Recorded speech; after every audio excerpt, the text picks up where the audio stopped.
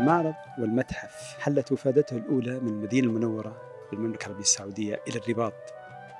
الرباط هي عاصمة الثقافة في العالم الإسلامي في عام 2022.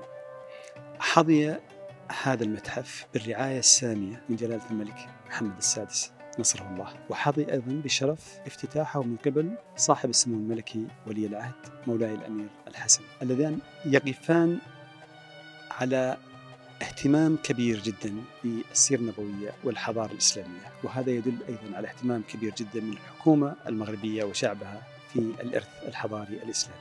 لكن أريد أيضا أن أؤكد على أن الشراكة الثلاثية بين رابطة العالم الإسلامي المسؤولة عن هذا المعرض والرابطة المحمدية للعلماء التي أيضا قدمت معرض صلة، وهو يرمز إلى الصلة بين الجناب النبوي والمغاربة، ثم منظمة الإيسيسكو التي احتضنت في مقرها هذا المعرض.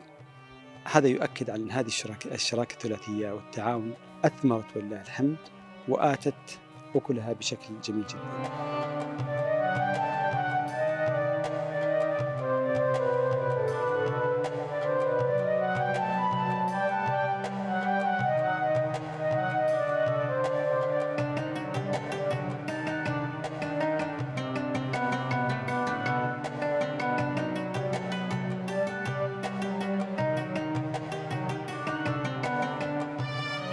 شعارنا في هذا المعرض السيرة النبوية كأنك تعيشها. سوف يعيش الزائر في هذا المعرض مع سيرة المصطفى صلى الله عليه وآله وسلم، مع أكله وطعامه وشرابه وأسمائه وصفاته ونعوته. سوف يعيش في هذه الرحلة الجميلة في 5 قاعات. القاعة الأولى التي هي تعتبر فنون الخط العربي، كتبت بعض الأحاديث وأسماء الأنبياء بخط عربي جميل يفهم المغزى والمعنى من ذلك ومن القصة عند النظر إلى ذلك الخط. يستمتع الزائر بعد أن يتمتع بزيارة هذه القاعة الأولى باستيعاب كبير لبعض القصص والأحداث. بعد ذلك يذهب ويلج إلى جمال هذا المعرض، وهي المدينة النبوية، المدينة المنورة كما كانت في عهده صلى الله عليه وآله وسلم.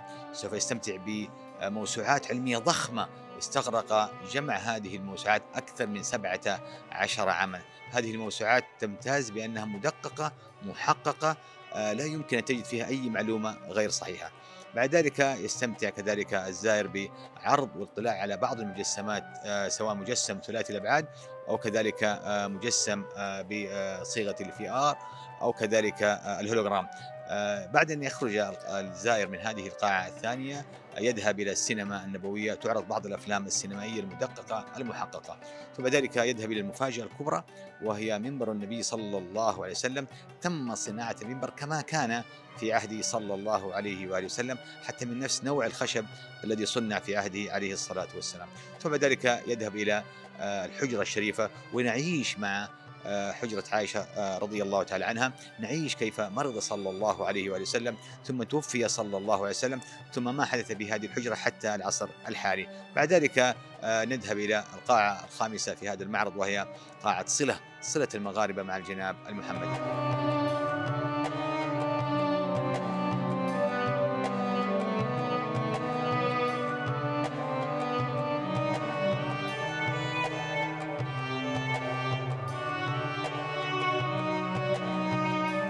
فعلا نهيم في تلك الأماكن بهذه الجمالية، لا في الصورة ولا في التقنية ولا في الإلقاء ولا في العروض التي يقوم بها المشرفون بشكل رائع. زعما تقنية عالية وفي المستوى لدرجة بكيت عليه الصلاة والسلام. يعني شفنا شحال حوايج كنا ما نعرفوهمش، شفناهم هنايا زعما شيء رائع فوق هذا.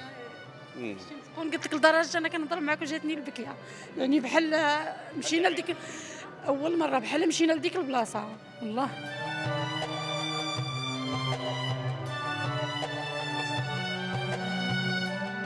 شرحوا لنا بزاف البلايص اللي كانوا كيعيشوا فيه، كان كيعيش فيه الرسول صلى الله عليه وسلم، وكانوا كيوريونا ولاد الرسول صلى الله عليه وسلم وشحال العدد ديالهم، وراونا ديك الجوهرة اللي مرسوم على خط عربي، وراونا هذيك العصا ديال سيدنا موسى عليه السلام كيفاش تحولت الأفعى. دي أول مرة كنجي المعرض واستفدت من المدينة المنورة كيفاش دايرة، وشفت المساجد اللي كاينين، مسجد الأقصى، مكة المكرمة. عجبتني الشكل ديال مكة المنورة، وعجبتني عاوتاني بركة محمد عليه الصلاة والسلام، وعجبتني في السينما اللي استفدنا منها بزاف الحوايج. عجبتني ديك السينما اللي كانت فيها حيتاش داز فيها دوك الأنبياء، دوك القصص الأنبياء، وعجبوني الأماكن كلهم اللي باقين كانوا هنا.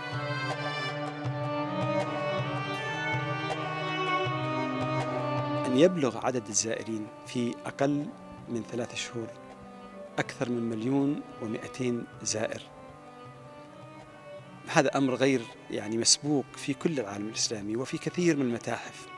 وأن يصل عدد الزائرين إلى ما يقارب 27,000 زائر في يوم واحد، فهذا أيضا شيء كبير جدا ودليل على التجاوب من الشعب المغربي لهذه التظاهرة الدينية الجميلة.